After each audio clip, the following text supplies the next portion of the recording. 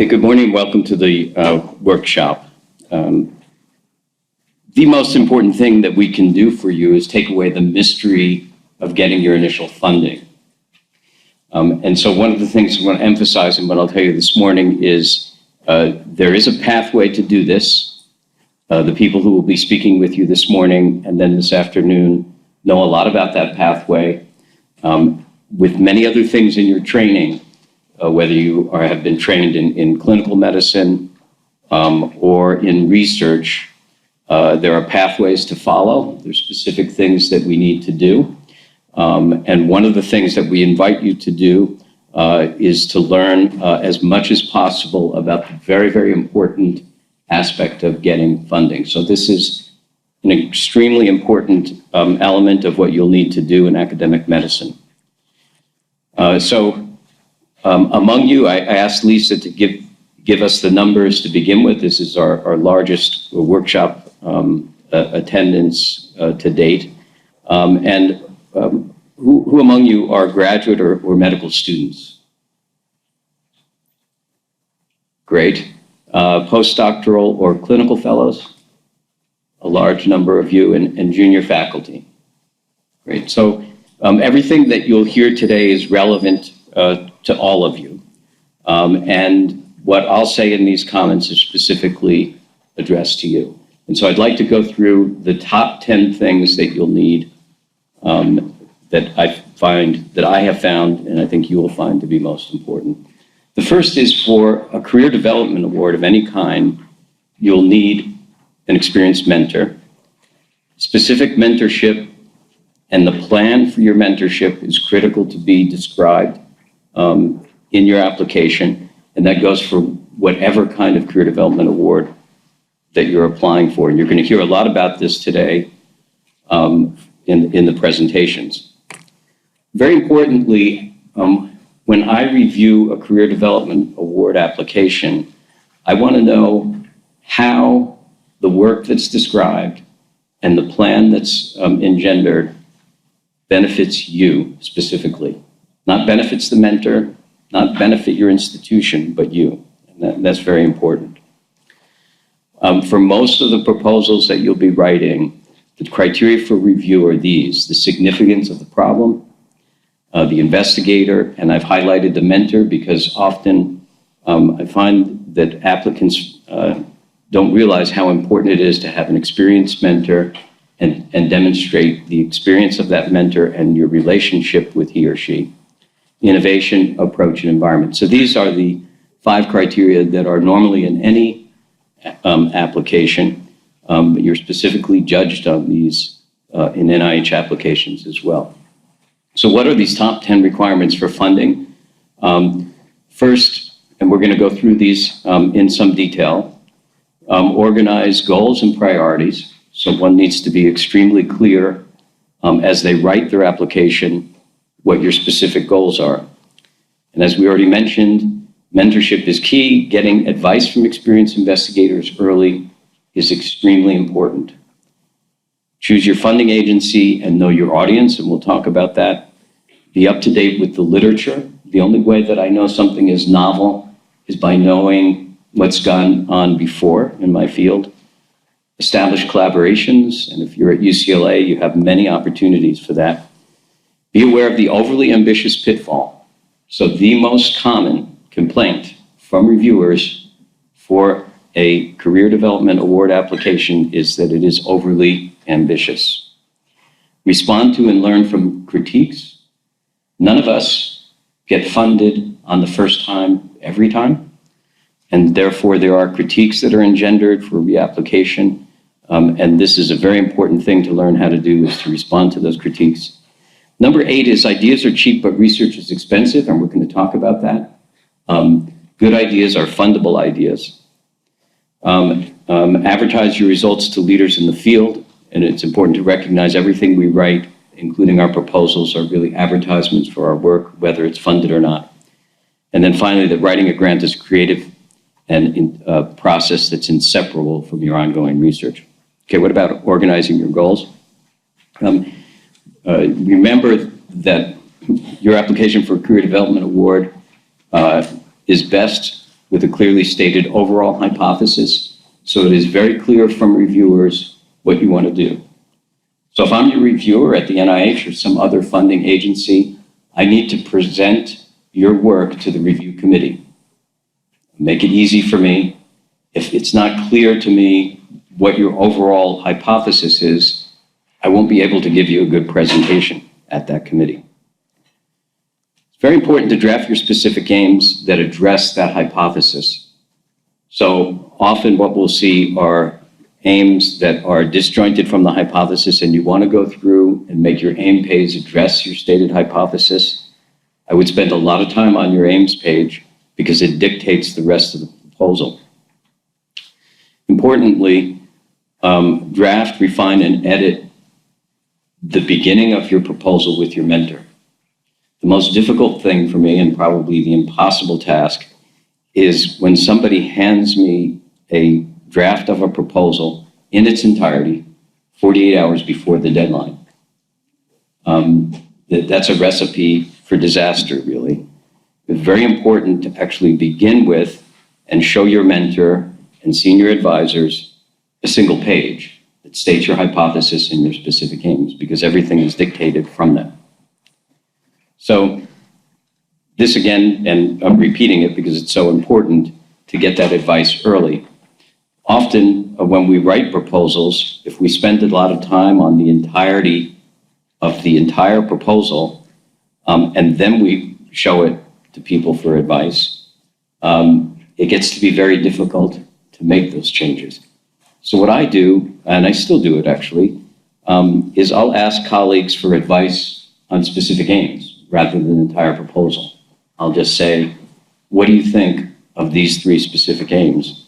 And get that advice. And I think reviewing those ideas with experienced investigators is key. So choose your funding agency and know your audience. So it's possible to look at both the people who will be on your study section. You don't know who will specifically review your proposal, but it's a good idea to look on the publicly available information about the kind of people who will be reviewing your proposal. I think it's a good idea to think of them in the room as you write and you're presenting them, your work to them. Very importantly, each of the funding agencies, and you'll hear a lot about this for the NIH today, have specific requirements. You have to follow them exactly. Exactly. There's no room to make up our own rules. And then I think it's important to think outside the NIH box. A lot of what we'll talk to you about today are related to K awards from the NIH, but there's many different kinds of career development awards from foundations and others. And so I've just written down a few here for examples to be examples of the category. That's that there are other government funding agencies, and you could have a long list of these foundations and non-governmental agencies, state agencies, and in California we have several that may be relevant to you. With their the international agencies are not so relevant to you, but I just wrote down a few that I review for, and then industry sometimes also has opportunities for us. So I think that it's important to think of an entire venue of possibilities for funding agencies. Being up to the date with the literature, as you recall, one of the key factors that you're judged on is innovation. And I have no idea whether something is innovative enough if I'm not steeped in the current literature. So job number 1 is to craft your idea in terms of what's happened in the field. And when you discuss with your mentor what is currently happening in the field. So I think that those are 2 very important aspects. You really need that as a prerequisite to write a novel proposal. As a result of this, many of us have found that the way we learn things is by writing proposals. So that's key to keep in mind is that's the educational process to move forward, because I can't present something to the community unless I know what's happening. Now, establishing collaborations are key, and this is just summarized here by the idea of going it alone versus developing a team. And you're fortunate to be here at UCLA because there is an extraordinary breadth and depth of expertise in almost any subject you can think of. And so finding those other colleagues to both, at this stage, review your work and discuss it with you is extremely important. I think look to your mentor to guide you in that, and it's really what the CTSI can help you with as well, and some of the people you'll speak with today. So what about the overly ambitious pitfall? I did this. I remember as I finished my fellowship, I had at least 15 great ideas, and in my first application, I put them all in. Clearly, that's not a good idea. Don't follow my lead on that. And really consolidate what you have a clear vision for a very specific, narrow vision. I have been on many different study sections and heard over and over about the overambitious goal. I don't think I ever remember hearing that the focus is too narrow for a junior investigator. Now, one way around the problem of ambition and the focus is to always include a section that are anticipated problems and alternative plans. And this is very important, that committees can get to see that you could sort of think on your feet. I advise against having a statement of, I've done these assays many times, I expect no problems. To me, that's kind of a red flag, because there's one thing I can tell you after being in investigative medicine for the past 25 years, there are always problems. And so I think anticipating what those problems might be and creating alternative plans around those problems relevant to your work is extremely important. And this is something else you can get advice from your mentors on, because in fact, this is extremely important. And alternative plans, anticipating problems, is really important to be able to define that to your reviewers. Now, everyone I know has gotten a rejection. Dr. Mangione knows because we've been in these meetings together, and I often tell junior investigators about those of my trainees who come to my office and say, well, my career is over. Here's my rejection letter. And I say, that's interesting. Let me show you some of mine. And I have a file cabinet with a quarter century of rejections, various things. So it's the beginning. And one of the things that happens as we write these proposals is an iterative process, whereby a group of experts will sit in a room and review your work. 99.9% of the time, the reviewers want to be on your side, particularly when you're a junior investigator. And so what they say to you in those critiques, you should actually take away and find help with it. And one of the ways to imagine this is that you have sometimes 30 people evaluating your work. Those people have expertise, and their critiques matter to you in improving your research. So recognize critiques as suggestions to improve your study. It's important to recognize that everyone experiences rejections. I've been on study sections that have rejected Nobel laureates. So if it can happen to them, it certainly happens to us. Think about your revision as an opportunity to improve your study. So how do we respond to these critiques? I've been using these sentences now for years. I offer them to you as an example of what to do. We appreciate the reviewer's comments. We have thoroughly revised the proposal in accord with their suggestions. Our response to each of the reviewer's comments is summarized below, and changes to the research plan are indicated in the proposal by a vertical line in the right margin. You'll notice that I didn't say, you guys don't know what you're talking about. Because when you think about this, and I speak to you now as a reviewer, we're not really paid to do this. The vast majority of the time, you have senior people such as Mitch Wong, Carol Mangione, traveling across the country, sitting in an uncomfortable room without windows, and spending time going over your work. Their intent is to help you. So in responding to the critiques, what I do is go through what's called the summary statement. You'll hear more about this today. And make a list of each criticism. I make a bullet point, number them, and think about them. This is a stepwise process of finding what bothered the reviewers. Then I respond to each point with specific answers. And then I state that each of these is addressed in the revised proposal and make sure that I indicate where that is addressed. So make a roadmap that the reviewer can follow in the response to the critique, and go through each point by point. Don't skip anything. Respond to all of it. If you're having trouble figuring out how to respond, this is where your mentor can help you. Now, in responding, remember that the vast majority, almost any funding mechanism we have, including our own KL2 program, the percentage of actually getting a application funded on the first time is much lower than the chances of not. And so the majority of the time, when we submit proposals, we're going to have to respond to critiques. It is the most important section of the revised proposal. There's first couple of pages responding to those critiques. They're critical. Because when I review a proposal that's revised, I know by the time I've finished this response to the critiques, whether the investigator will get a fundable score. It's really this roadmap.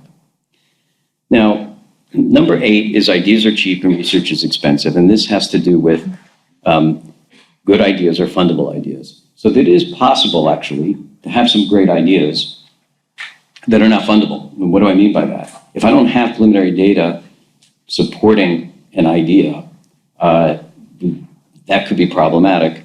And I think as you sit down and write your proposal, think of those things that are achievable and that will interest the reviewers. So it is possible to have some good ideas, but if they're not supported by preliminary data, or if they're not the kinds of things that reviewers will be interested in, they're not good ideas for the proposal. Oftentimes, and I did this when I started, was I wanted to actually do the most wonderful, spectacular work to make the most startling discovery ever in my field. And I gave my proposal to one of my mentors, and he just said to me, well, get on first base. And I said, well, I understand the baseball analogy, but what do you mean about my proposal? And he said, the chances of striking out with this proposal are high because you want to do something that the reviewers are convinced that you can do, but also very importantly, help your career, because this is about career development. So I think it's important to have something that's not overly ambitious, that we're confident that you can do, and that will benefit your career. Now, advertising your results to leaders in your field is very important. When I went to meetings at first as a fellow, I was shy. I put up a poster and then I would hide behind the poster. And that's not a good idea. What you want to do is actually be out in front, engage with people. Really, you'll find that at scientific meetings, investigators are going to be interested in what you have to say.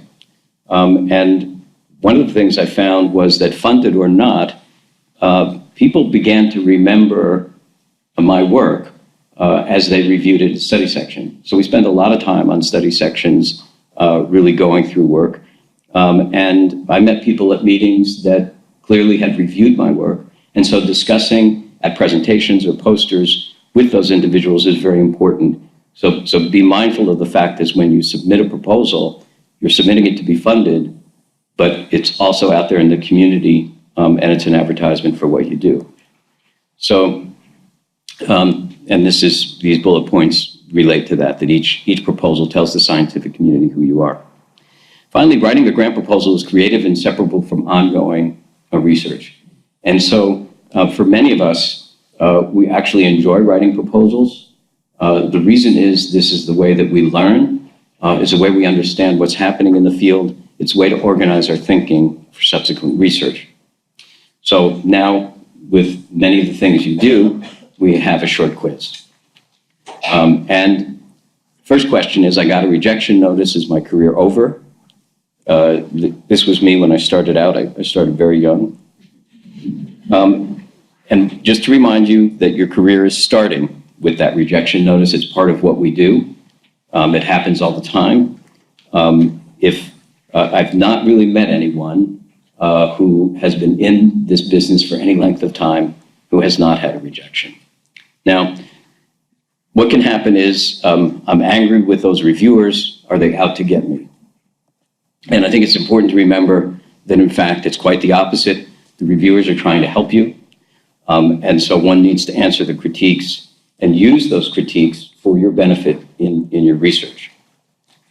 So I'll reapply, and should I put every good idea that I've ever had to impress them? And clearly no. The reviewers have as the most common criticism that something is overly ambitious. And then finally, when you get funded, it's really okay to celebrate. So let me review these top 10 quickly. We want to organize goals and priorities. Mentorship is very important, but the way in which you gain most from your mentor is discuss the beginning of your proposal with them and do that very early on, just with a specific aim page or a hypothesis. Choose your funding agency and research who your audience will be. Be up to date with the current literature so you know what's novel. Establish collaborations for what you do. Be aware of this overly ambitious pitfall. Respond to and learn from critiques. Remember that good ideas are those that are fundable at this stage. Advertise your results to leaders in the field. And remember that writing a grant is the educational process that we have in our ongoing career. So everyone gets rejected. Being angry won't help. And think of new ideas for your revision. I'm happy to answer questions that you have at this point.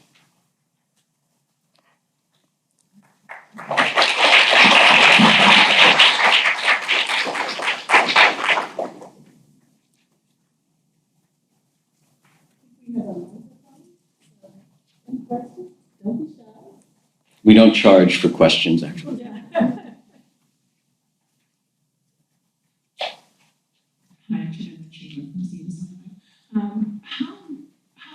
important is it to have a bunch of publications in the field of your interests when you apply for a K? And of the grants that you do know get funded, approximately how many publications do they have on average? Yeah, so I think that this varies by field. I think if you're really applying, and you'll hear a lot more about this today, it's a great idea to have one or two publications as you apply for your, for example, K Award or any career development award. I think what's very important is to have people recognize that you're serious about this. Publications, however many you have, indicate to the reviewer that you didn't think about this application the day before, that you're seriously in the business. It also shows that if those journals are if the publications are in good journals, that you've done this in a serious manner. And it's even better, of course, if the work relates to what you're proposing to do. So I don't think there's any hard or fast rule about this. Certainly, you want to have publications in your career development award. But what's most important is the entirety of that package. So you're presenting yourself to us. We want to know that that you seriously want to do this for a career, and that you have the right environment to do that you have mentorship that will support you in that. And the description of that scientific proposal is not only a scientific proposal, but how it helps you. And that needs to come across clearly. So publications are one element of that, but I would say certainly not the only element.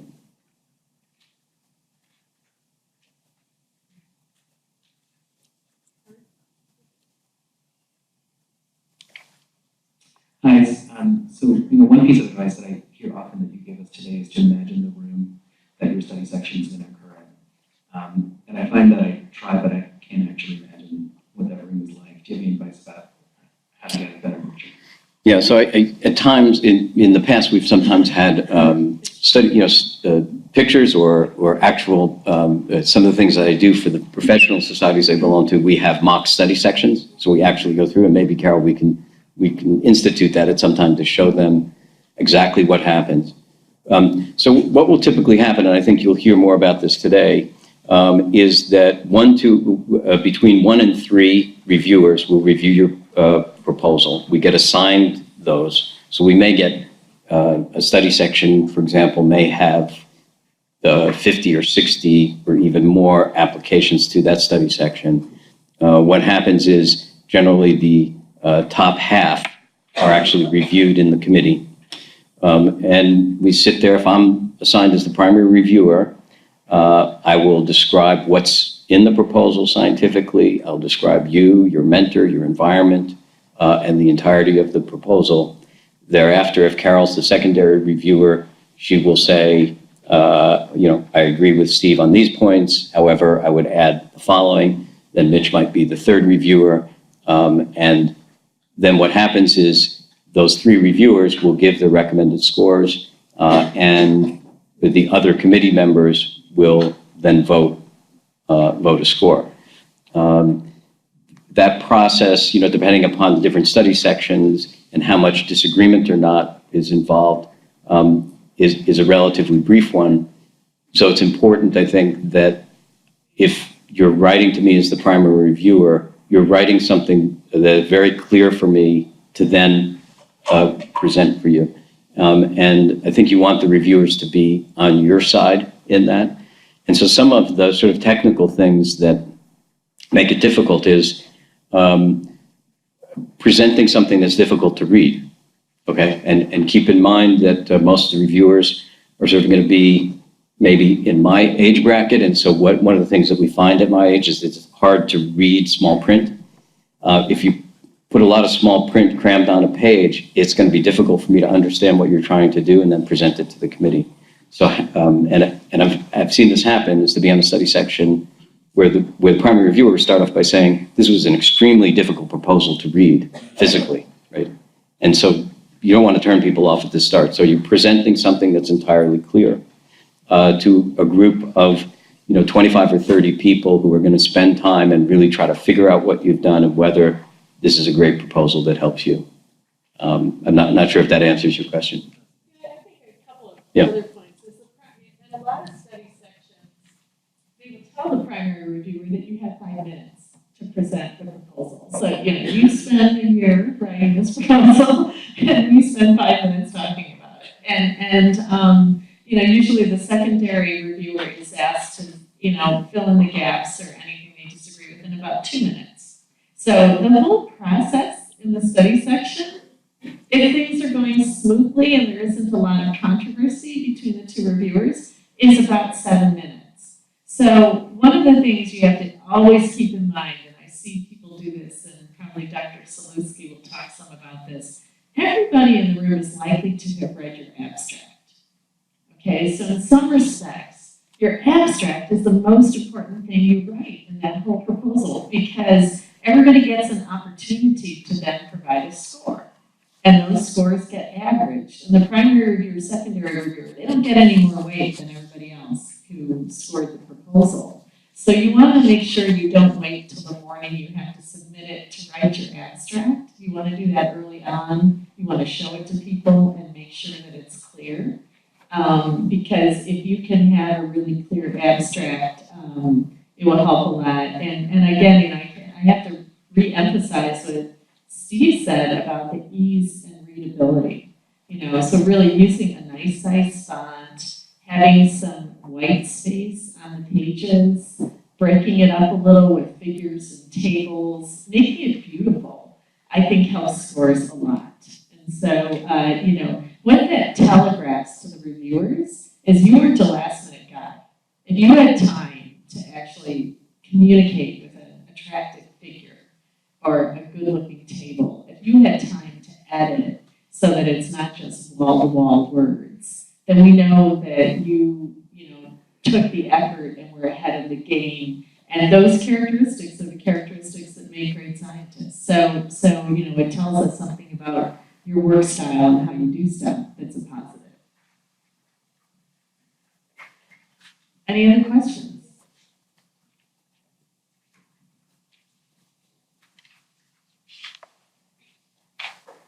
Thank you. I would like to know, does every applicant receive critiques, or do you have some applications that will be triaged first and other that will be receiving those critiques? Right. Does everybody get feedback from? Right, everyone will get a critique. If there's a triage process, it only means that, and when we talk about something being triaged, it means it's not in the top 50%, and in which case it's not discussed at the meeting, but critiques do come back nonetheless.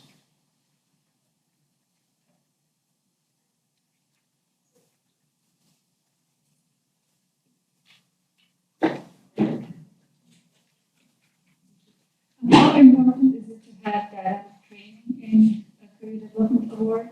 Say that your research is research heavy and you've had a lot of basic science research in the past. So what was the first word? How important is it to have training, didactic training? Didactic training? Yeah.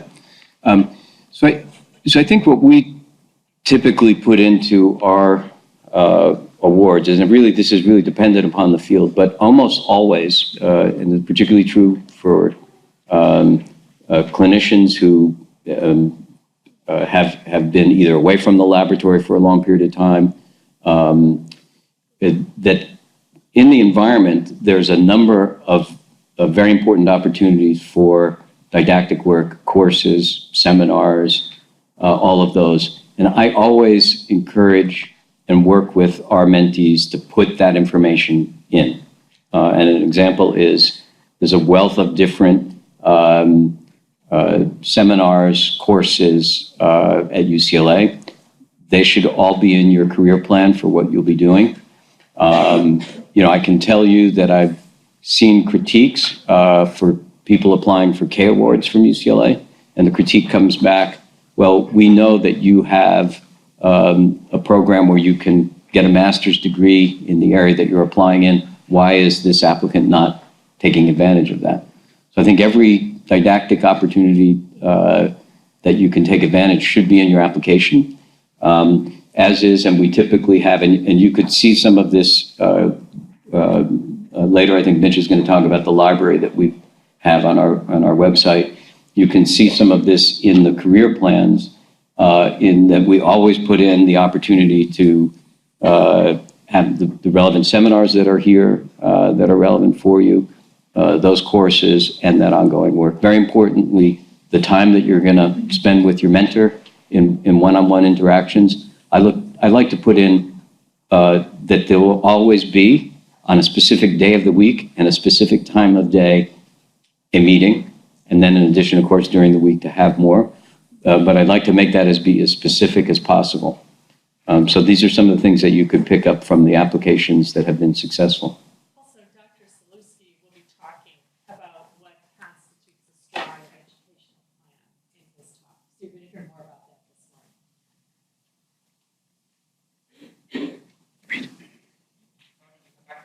I make a comment about the triage. Triage, or you get the person who gives triage, but you get a critique.